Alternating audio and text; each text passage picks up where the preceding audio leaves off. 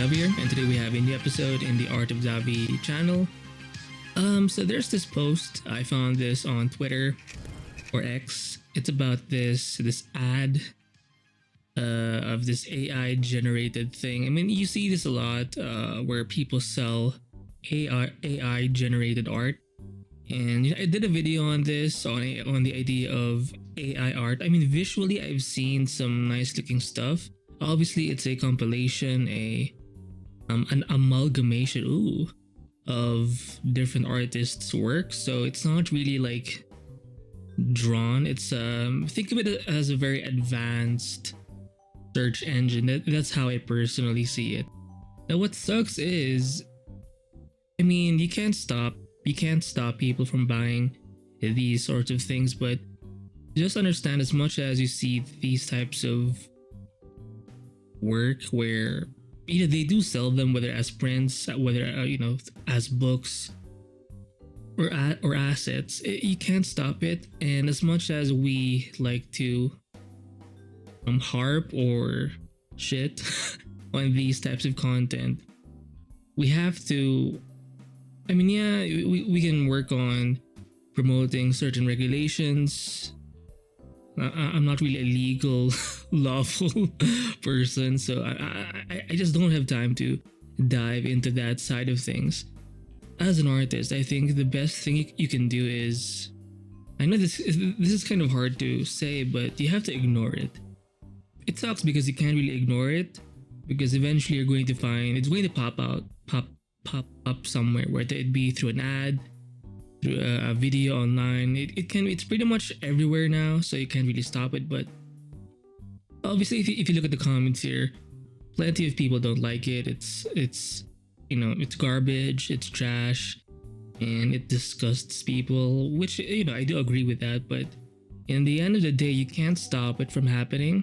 And oftentimes, maybe it's somewhat defeatist, but I think we should focus more on developing our art skills, or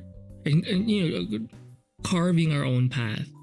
And there was this recent video by it's a podcast interview of Dave Raposa, I believe, with I forgot the guy. He has a YouTube channel, Zapata, I think, and they were talking about this content or this topic of AI. And in one of the takeaways from that interview with Dave Raposa by Steve Zapata is, according to Dave, same name, don't focus on being mediocre, because it's the mediocre artists that are going to be the most affected. So mediocre meaning you can be somewhat replaced even without AI.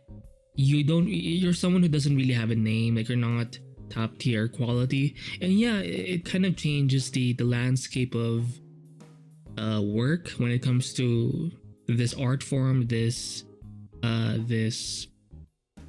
field.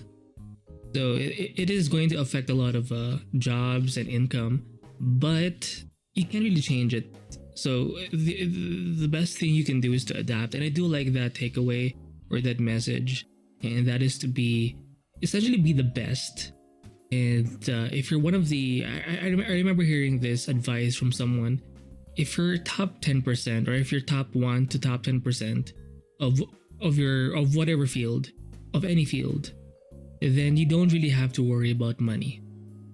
Because if you're someone who's kind of below that, again, you're just going to be easily replaced. But if you're top tier, if you're almost because if you're in that level, in that top tier, high quality tier level, then you're not going to be as easily replaced. And that gives you some amount of power, or way more power than, say, being at the bottom, being, below average, or even being average.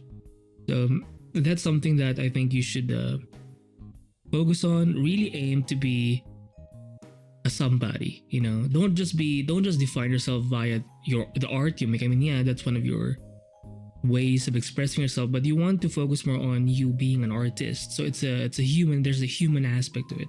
Like you're not just one thing. So don't measure your entire success with just your specific art. You know, you can an artist is a person, so you want to invest in all of your unique abilities and how all of that plays together. That's pretty much what's going to make you unique and what's going to set you apart from everyone else. And obviously, there has to be that you do need to compete and make sure that you are, you know, above the rest. And if that's a bit too harsh or a bit too, you know, painful to hear, it is what it is. You can't really change it. Although another message I found, or another takeaway from that interview, from that chat, conversation, discussion, is you want to make sure that do something that only you can do. And I really liked that message because pretty much when it comes to your style, for example, like that's a summary of all of your experiences that make up who you are. And because of those unique experiences you have, you're pretty much the only guy that can do what you can do. So double down in the things and the ideas, in the methods, in the techniques, in the processes, in the mindsets, in the philosophies that only you have and only you can do. So aside from being top tier, being above average, aiming for a bigger goal when it comes to your artistry and craftsmanship, I think you should also invest a lot of time and effort into finding what's special about you, what's unique about you, and only do what you can do. And I think that's going to help us in this new wave, in this new era of, you know, because it's not just, you know, in the creative art realm. I mean, this affects music, writing, even voice acting. Yeah, the best thing you can do is adapt and just work on the things you can control. And obviously, I've mentioned already some tips from the episode with Steve Zabata and Dave Raposa. I will link that, by the way, in the description below. And I will also link this post from Twitter. So that's it for this quick video. I'll see you in the next one.